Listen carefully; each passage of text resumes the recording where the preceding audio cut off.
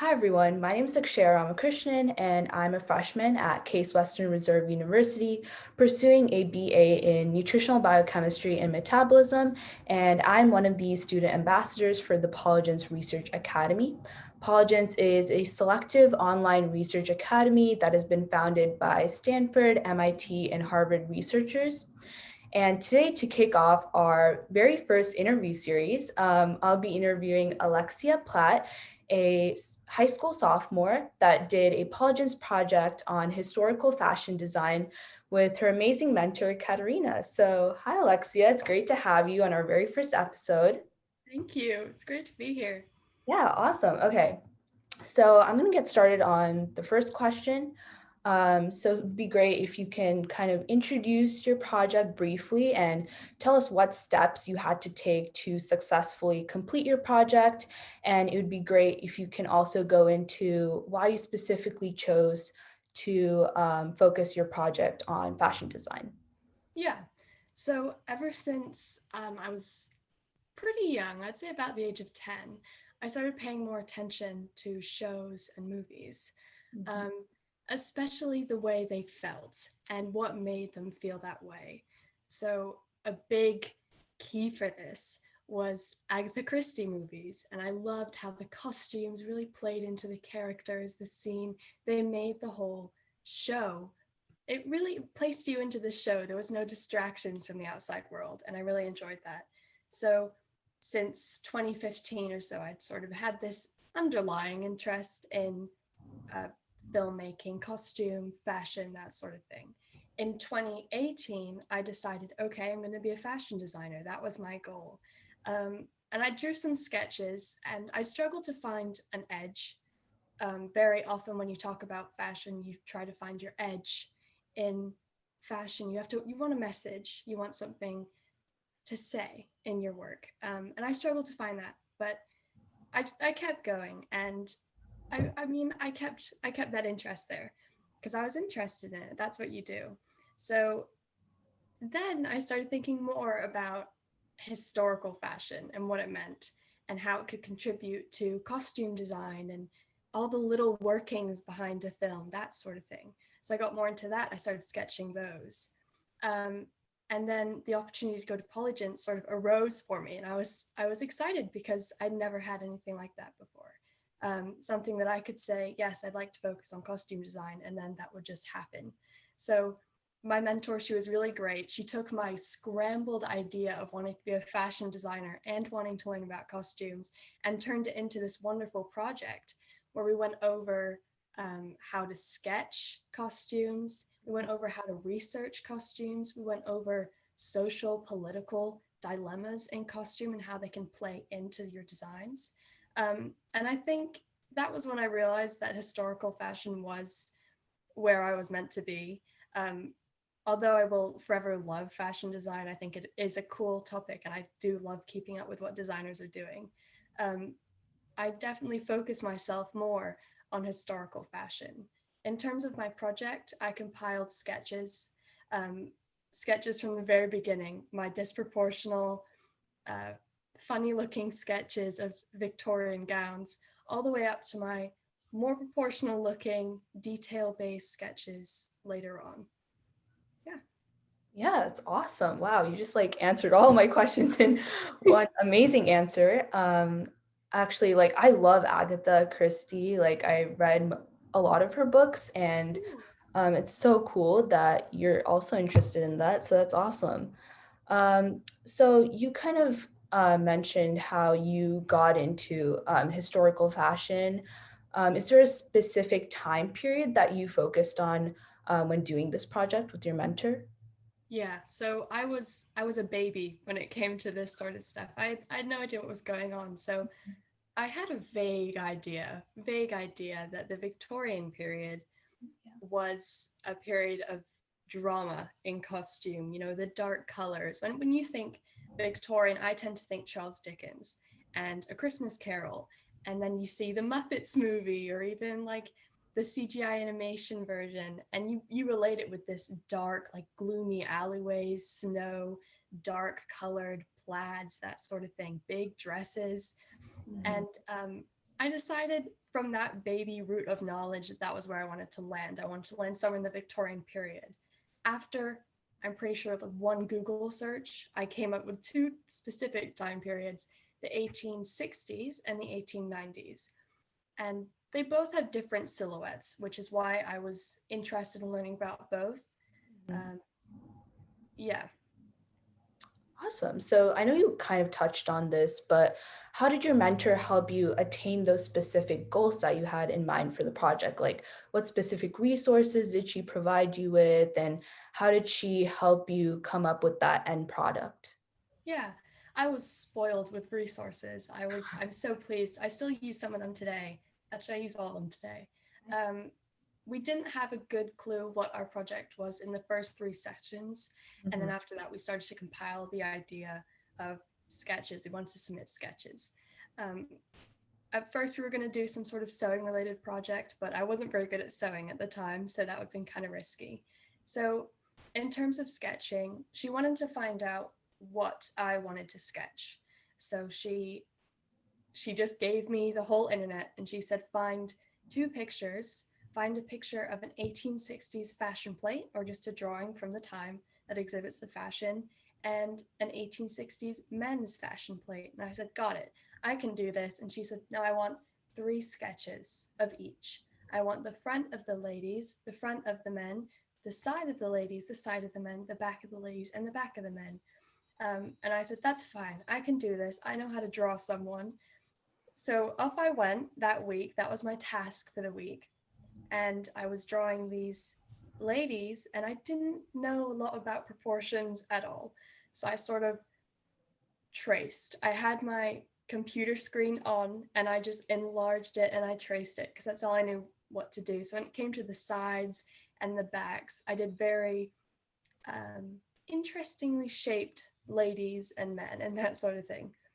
It was it was fun. I won't deny it was fun because it was I got to see all these fashion plates on Google and I didn't know if they were 1860s, but I guessed and they made sense for the time. So I came back the next week with those sketches and she said, okay, these are great. These are good. This is a good start, but I want to focus more on proportions. And I didn't really know what to do. I was very lost when it came to proportions. I never had like one-on-one teaching when it came to art. Um, so my limit in the body and trying to find the body in the piece, that's something she reiterated a lot and it stuck with me, is finding the body that wears the clothing in your sketches. You don't want to have a lifeless piece of clothing. Right. You want to have a body in there, make it move, make it say something, that sort of thing. And that meant a lot to my project. Um, and she went over how to do these proportions with me. She told me that you have 7 heads, and for each head correlates with a line of the body, whether it be the waist or the hips or the knees, whatever it was. And I started working on that gradually. I started working on that. Right. And she gave me lots of different charts. She made slideshows for me showing exactly how to draw these things. It was great. And then also a great other resource she provided for me was the pattern archive done by the University of Rhode Island. Um, and it has archived all these patterns all the way back, I think, to like 1830 or so, when patterns first became available. Yeah. Um, and she gave me complete access to that, which is amazing. I still use that today when I'm doing my own sewing projects to try and find these patterns from whenever I want and just to browse through them. So that helped me gain understanding of shapes and seam lines and things like that. Awesome. Yeah, that's so cool. I've never done fashion design, so I'm learning a lot already. So this is great. So is there anything that you do in school related to fashion design? Like, have you designed costumes for like, theater performances? And if you can talk more about that, that'd be great as well. Sure. So I go to a very small school. Mhm. I think it's 30 kids. So we don't have a huge theater department. In fact, we don't have any at all. Right. Um, I won't complain though, it's a great school. Mm-hmm. So I haven't had many opportunities to exhibit my knowledge of fashion history and costume design there, Okay. but I have made time for it outside of school. My friend is an aspiring director and camera person and actor and singer and dancer. She's trying a little bit of everything. And Yeah. over the summer, she needed a costume designer, and I happened to be in her line of way. And she said, "Then you can design some costumes for me." And they weren't very good. My budget was not very high. And that wasn't not what made it not good. I think it was the first time all of us had ever been in a production like that, where things actually had to happen, like props and lines and costumes, that sort of thing. But that proved really valuable for me. Just that little bit of experience in costume design made it make sense. I mean, you can read about these things, you can hear about these things from costume designers, and Katharina gave me so many good tips. She pointed out so many things. I remember her saying, you want to make sure the character, depending on who they are, you want to make them stand out from the set or sink into the set. Or maybe you want to make them stand out from their peers or look within their peers, depending on the mood of the scene, the mood of the character. So I got to try out all those little memos and advice tips she gave me in that little production. And I was really thrilled to do that. I think they're doing another one this summer that hopefully I can be a part of. Yeah. Awesome. That's so cool. Yeah, definitely. Um, so I know you talked a lot about how your mentor helped you a lot, provided you with so many resources. So in general, how was your experience with Polygence as a research academy? And what was your most favorite part about working on a Polygence project? Yeah. Well, my favorite part, that's easy to answer, is the accessibility it gave me to do my own research. That's something I'd never done before. I'd never gotten the opportunity to do before. And all of a sudden, I was given this direction. This is how you can research these things that you're passionate about. I think research looks like different things for different areas of study.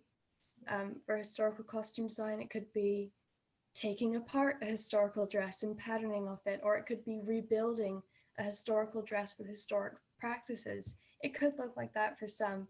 And then maybe for neurology, it can look like a completely different thing, reading through pages and pages of studies. But I think just being handed the ability to do my own research on a silver platter has proved invaluable to me. I mean, I've been able to take that everywhere, not even with historical costuming, but in my schoolwork, in my outside work. I think it's made me a more rounded and more curious person because I don't just take things at face value anymore. I'm able to do research, and I think that's really important. Awesome. So, what do you think was different about Polygence, from all of the other summer programs that you've done or researched about? What was different about Polygence when you researched about it and got into it? Yeah, well, it was very dynamic and specific. I loved how there was no schedule, there was no curriculum for me to follow in my project. It wasn't day one, we're learning about beachwear.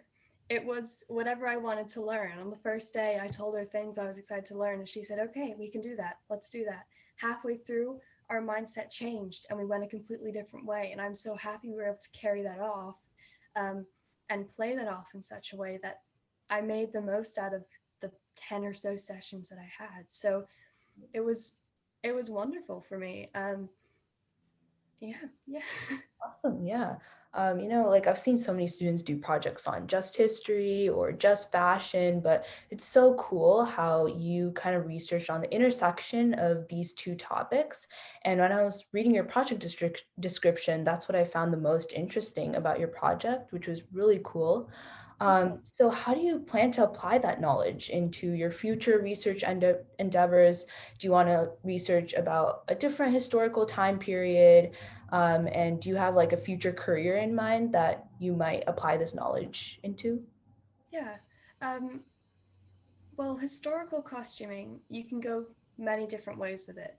You can go to the Hollywood way and the movie making way, the film way. You can apply your knowledge of research, costuming, whatever it is, designing to the film industry. And that's a cool option for me too. I know in my amateur production, I enjoyed that.